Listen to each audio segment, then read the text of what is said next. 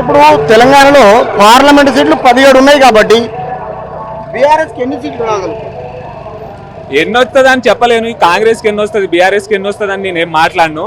But ఏంటి అంటే ఏ party వచ్చినా కూడా రైతుల మీద వాళ్ళు కొట్టుకోవడాన్ని రైతుల మీద తీసుకురాకండి. ఎందుకంటే ఇప్పుడు వాటర్ ఉన్నది మొత్తం వీళ్ళిద్దరు రాజకీయాల మధ్యనే అందరు చచ్చిపోతున్నారు. సో రైతుల గురించి పట్టించుకోండి, మీరు ఎటైనా కొట్టుకోండి, ఏమైనా చేయండి.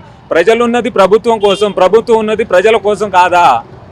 100% కరెక్ట్ చెప్పారు. ప్రభుత్వం ఉన్నది కాబట్టి రైతులే లేకపోతే మనకు నోట్లకు ముద్ద పోదు. కాబట్టి మీరు అన్నట్టుగా రైతులకు ఫస్ట్ ప్రిఫరెన్స్ ఇవ్వాలంటున్నారు. ఇవ్వాలి, రైట్. కానీ కాంగ్రెస్ పార్టీ ఏమంటుందంటే అందుకే రుణమాఫీ చేస్తా 15 లోప అంటున్నది తెలంగాణ ప్రజలు. ఇది గొప్ప విషయం అండి. కానీ ఫస్ట్ చేయాల్సిందే రుణాలు రైతుల గురించే కదా.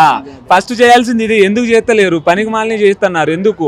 ఇప్పుడు ఆడోళ్ళకి ఇది అవసరం లేదే పెట్టారు. పోనీ పెట్టారు, గొప్ప ఎంతో కొంత వాళ్ళు మేలు చేశారు అనుకోండి. మరి ప్రతి బస్సులోనూ ఒక మగాళ్ళ కంటే ఒక సపరేట్ సీటే లేకుండా అయిపోతుంది కదా.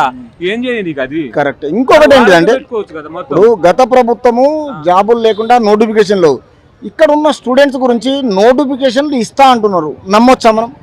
జాబుల విషయంలో నేను కాంగ్రెస్కి 100% నేను సపోర్ట్ చేస్తాను. దీంట్లో మాత్రం 1% కూడా లేదు. నేను కాంగ్రెస్ బీఆర్ఎస్ లేకపోతే బీజేపీ అని మాట్లాడతలేను. ఎడ్యుకేషన్ ప్రకారం వాళ్ళు నోటిఫికేషన్ ఇవ్వడంలో మాత్రం ఇప్పుడున్న దాంట్లో అయితే బెటర్.